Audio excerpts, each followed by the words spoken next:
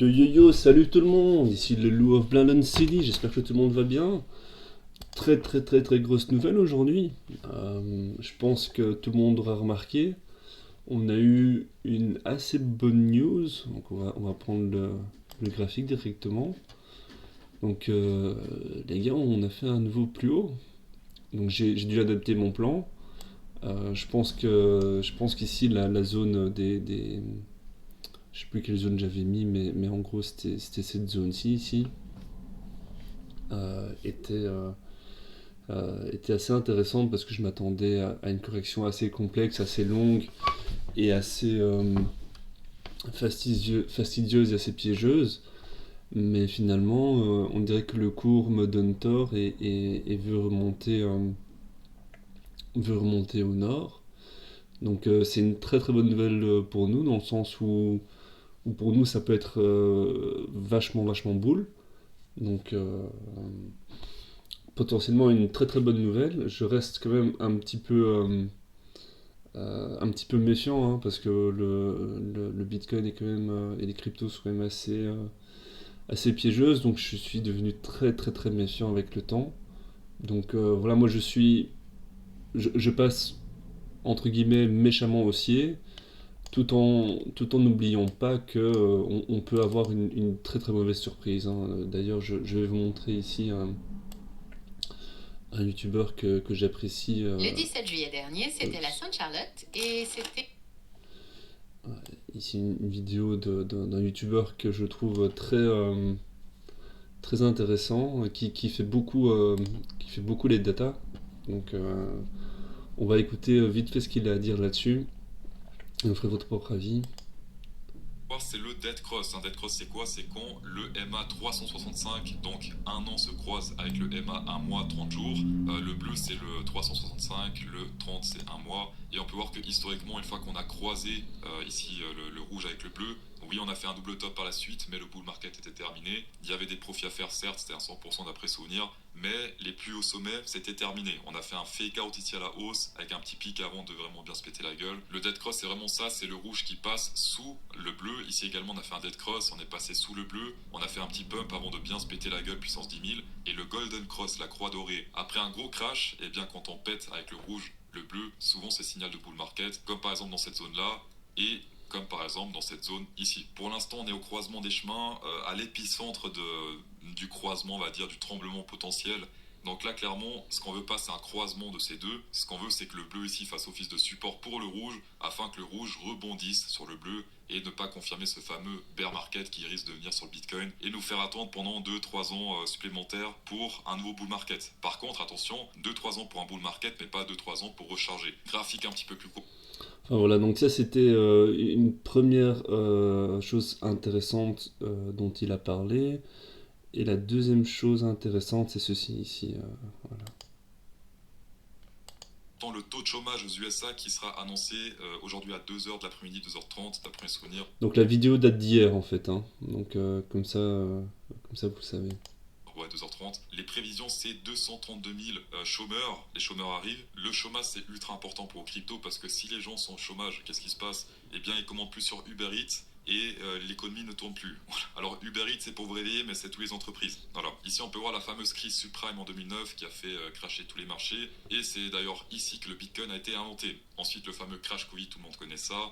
Ça fait crasher énormément le Bitcoin également. Et ici, on peut voir que doucement mais sûrement, ce taux remonte progressivement. Et ça commence par du doucement et ça finit par du to the moon. Donc faites gaffe à ça. On peut voir que historiquement, il y a très peu de fake out. C'est-à-dire que quand ça monte, eh bien c'est pour vraiment monter et non pas pour faire des plus bas par la suite. Là, on est vraiment sur une montée progressive et ça, c'est pas très bon pour les marchés et théoriquement également le marché crypto tant que les gens ne verront pas le Bitcoin comme vraie valeur refuge.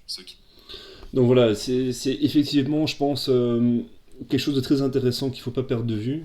Donc clairement, hein, quand on a vu ici cette explosion du chômage, ça a clairement impacté le Bitcoin et on s'est mangé un moins 60% dans la gueule. Donc, et comme il dit, effectivement, quand on voit des légères petites hausses comme ici, c'est pas quelque chose qui va retomber comme un soufflet, hein. Historiquement, comme il dit, effectivement, quand on a une légère hausse, c'est une tendance qui va s'accélérer un petit peu. Donc voilà, continuez à rester connecté en tout cas, faites attention aux informations qui peuvent encore tomber. Mais donc, pour moi ici, on a une bonne nouvelle, euh, tout en sachant que on n'est pas à l'abri d'une mauvaise surprise. Donc moi je passe haussier, en tout cas graphiquement et selon les règles d'Elliott, pour moi maintenant les corrections c'est terminé, on va continuer à monter to the moon, mais tout en gardant à l'esprit dans le coin de notre tête qu'on a quand même des data et une situation économique qui est quand même toujours pas vraiment au beau fixe pour un bon gros bull run super cycle des familles quoi, hein. Donc je pense que mais il y a aussi le fait que peut-être que Wall Street et peut-être que aussi tous les gros investisseurs, tous ceux qui ont l'œil de ce rond là, sont en train de pricer une baisse des taux et une reprise économique fulgurante. Donc voilà, c'est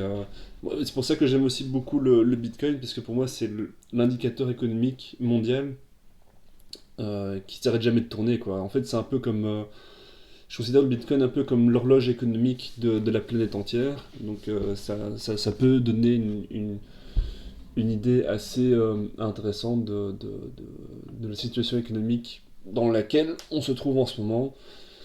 Donc voilà, moi je pense que là maintenant les corrections sont terminées.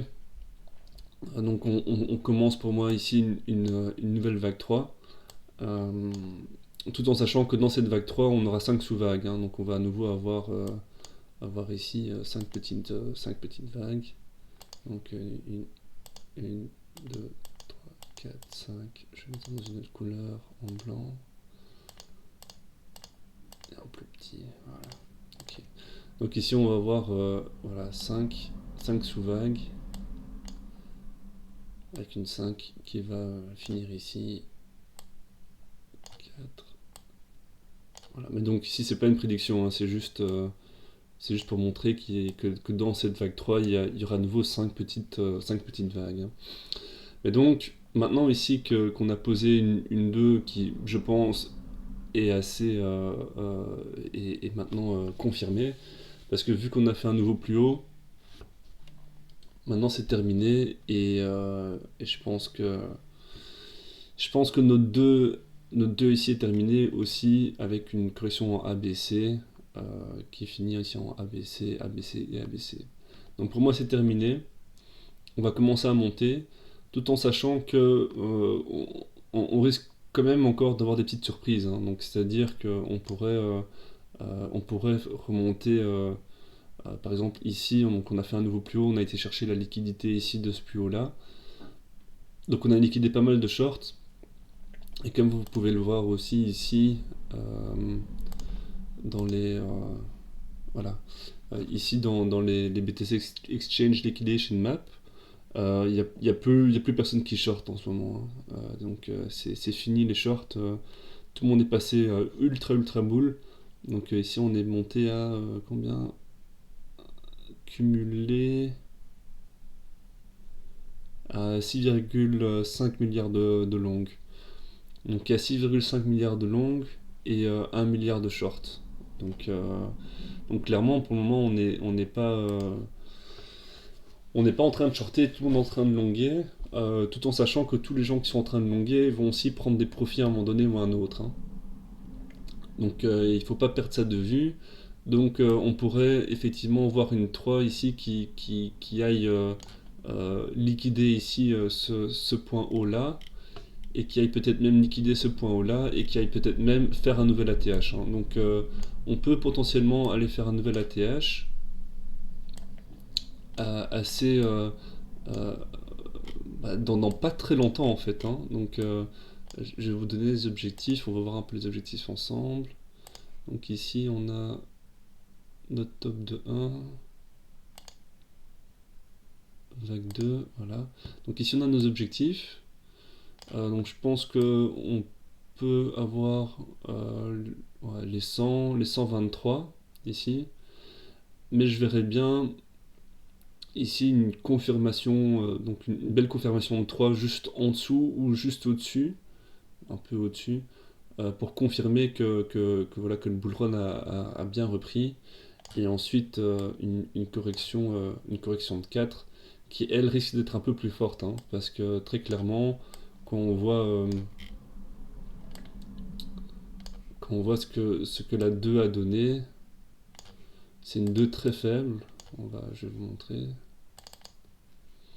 Donc on a eu une 2 ici, qui a même pas été chercher les 0,5. Voilà. Donc ici la 2. On voit très bien que... Oups, ça va revenir dans un petit instant. Voilà. Donc on voit très bien ici que la 2 n'a pas été chercher les 0,5. Donc normalement on avait, je crois, c'est 60 ou 75% de chance de finir entre les 0,5 et les 0,6. Mais donc ici on a une statistique faible, mais qui est donc très très boule pour la suite, hein. Donc pour la suite c'est une très très bonne nouvelle. Donc ici je pense qu'on a confirmé notre 2, donc on n'ira pas plus bas. Donc c'est assez boule, tout en sachant que donc, les objectifs qu'on peut avoir ici c'est les 69 000, les 72 000 et les 77 000. Donc idéalement j'aurais bien un nouvel ATH. On cassait ici le plus haut historique des 73 900, faire une belle correction de 3, une belle correction de 4, excusez-moi. Donc une petite correction de 4 qui pourrait chercher ici les 0,618.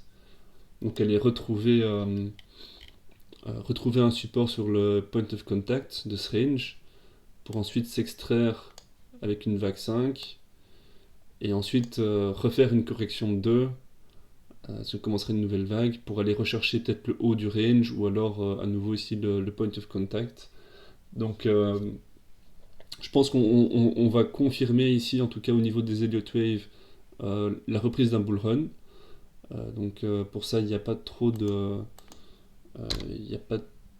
d'inquiétude à avoir, je pense.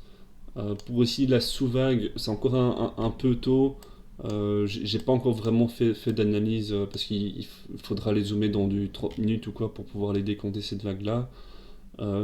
Ça monte assez bien, donc je vois pas encore vraiment de vague 1, 2, 3, 4 ou 5. Mais en tout cas, c'est juste pour vous montrer qu'ici, on a 5 vagues qui vont compléter ici cette vague 3, quoi. Donc, je vais peut-être même pas m'amuser ici à décompter cette vague, hein. Je vais peut-être juste attendre qu'on confirme un de ces 3 objectifs, donc les 100, les 123,6 et les 161,8 pour poser ma 3 et après reprendre le bull run. Donc voilà, en tout cas, on a des très très bonnes nouvelles. Au niveau des Elliott Wave, pour moi, on a confirmé ici qu'on a une reprise du bull run, tout en sachant, comme je vous ai dit, de ne pas oublier qu'ici on a quand même des datas chômage, des datas économiques qui sont pas forcément en notre faveur, tout en sachant bien aussi que le FOMC, que la Fed va devoir baisser les taux d'intérêt un jour ou l'autre, très clairement, et je pense qu'on a un consensus assez fort que les taux vont baisser en septembre. Donc peut-être que l'œil de Sauron est en train de pricer ça sur le marché. Donc voilà, je pense qu'on peut être assez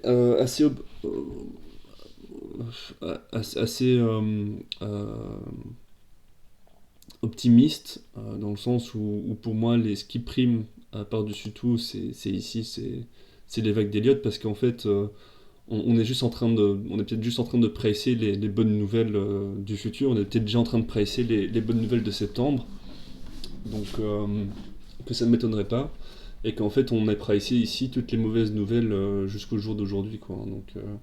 Donc le Bitcoin est un peu un indicateur anticipé de la situation économique dans laquelle on est. Donc voilà. En tout cas, j'espère que cette vidéo vous aura plu, et gros bisous à vous tous, portez-vous bien, ciao ciao, bye bye.